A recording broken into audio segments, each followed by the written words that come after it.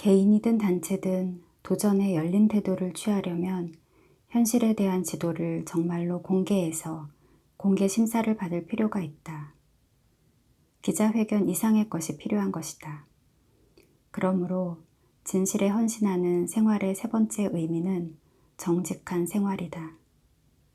다시 말해서 진실과 현실을 우리가 아는 그대로 가능한 한 정확하게 대화에 반영하고 있는지 끊임없이 스스로 점검해야 한다는 것이다. 그러한 정직은 고통 없이 오지 않는다.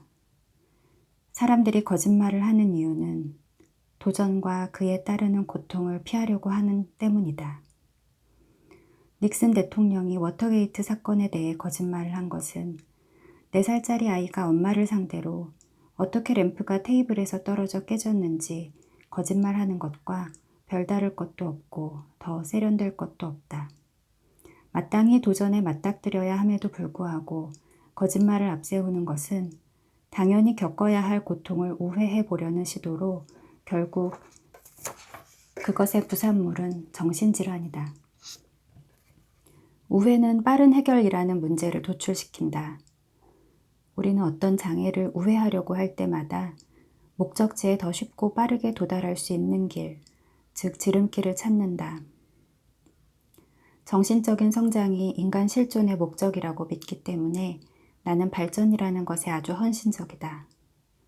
될 수 있으면 빨리 성장하고 발전하는 것은 정당하고 당연하다. 그러므로 인간적 성장으로 가는 정당한 지름길을 찾는 것도 옳고 당연하다. 그러나 여기서 중요한 것은 정당하다라는 말이다. 대체로 인간은 정당하지 못한 지름길을 찾아내려는 경향만큼 정당한 지름길을 묵살하려는 경향을 보인다.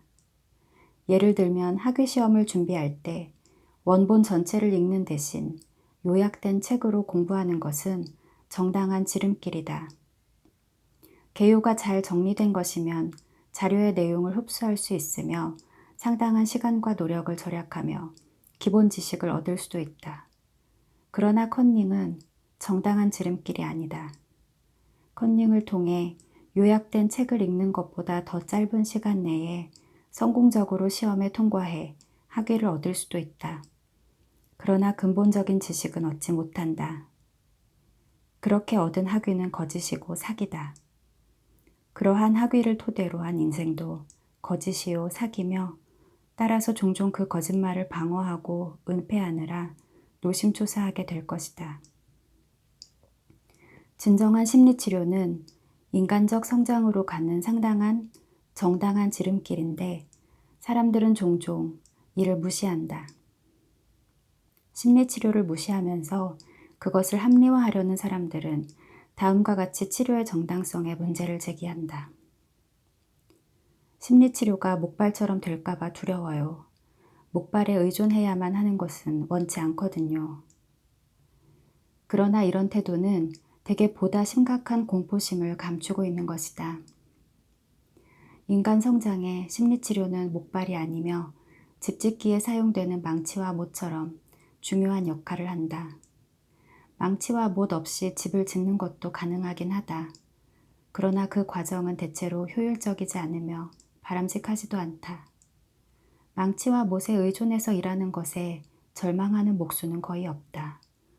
마찬가지로 심리치료 없이 개인적 성장을 이룰 가능성도 있긴 하지만 심리치료 없이 성장하기란 필요 이상으로 지루하고 길고 힘들다. 그래서 대개 유용한 도구를 지름길처럼 이용하는 것이다. 그러나 심리치료가 부당한 지름길로 이용되는 경우도 있다. 보통 부모가 아이를 위해 정신과 의사를 찾는 경우가 그러하다. 부모는 어떻게 해서든지 아이의 나쁜 버릇을 고치고 싶어 한다. 마약 사용을 금지시킨다든지, 때를 못 쓰게 한다든지, 성적이 떨어지는 것을 막는다든지 등이 그 예다. 어떤 부모는 온 힘을 다해 아이를 도우려고 애쓰다 지친 나머지 문제를 해결하려는 순수한 생각을 가지고 심리치료사를 찾는다. 그러나 어떤 이는 아이의 문제가 무엇인지도 모르면서 문제의 근본 원인은 바꿔볼 생각 없이 정신과 의사가 무슨 마술이라도 써서 아이를 변화시켜 주기를 바라는 경우가 종종 있다. 예를 들면 어떤 부모는 이렇게 터놓고 말한다.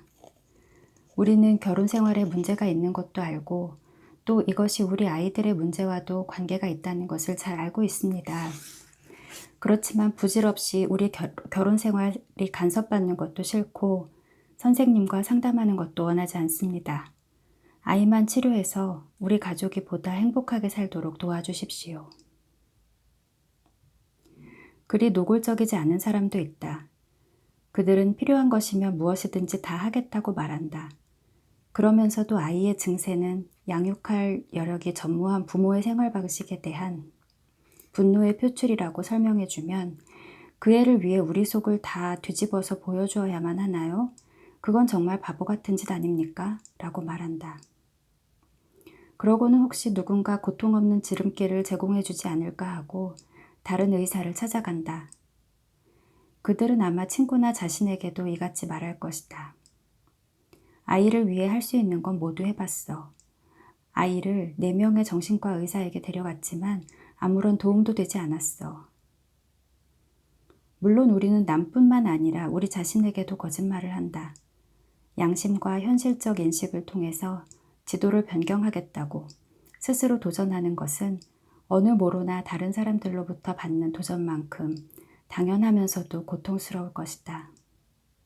흔히 자신에게 하는 무수한 거짓말 중에 가장 흔하고 강력하고 파괴적인 것으로 우리는 정말 아이들을 사랑합니다와 우리 부모는 참으로 우리를 사랑했습니다가 있다. 부모가 우리를 사랑했고 또 우리는 우리 아이들을 사랑한다. 그러나 그렇지 않은 경우 사람들은 그 사실을 인정하지 않으려고 쓸데없이 오랜 시간을 보낸다. 나는 자주 심리치료를 가리켜 진실게임 또는 정직게임이라고 말한다. 심리치료는 무엇보다도 거짓말과 대면하도록 환자를 돕는 일이기 때문이다. 정신병의 근본적인 원인 중에 하나는 내가 들어온 거짓말과 자신에게 해온 그런 거짓말이 서로 엉키는 것이다. 이런 원인은 오로지 철저히 정직한 분위기에서만 뿌리째 뽑아버릴 수 있다. 이러한 분위기를 만들기 위해 치료사는 환자와의 관계를 솔직하고 진실한 것으로 만드는 것이 우선이다. 우리가 공감하지 않으면서 어떻게 환자가 현실과 맞닥뜨리는 고통을 견뎌주기를 기대할 수 있겠는가? 우리가 앞선 만큼만 상대방을 인도할 수 있다.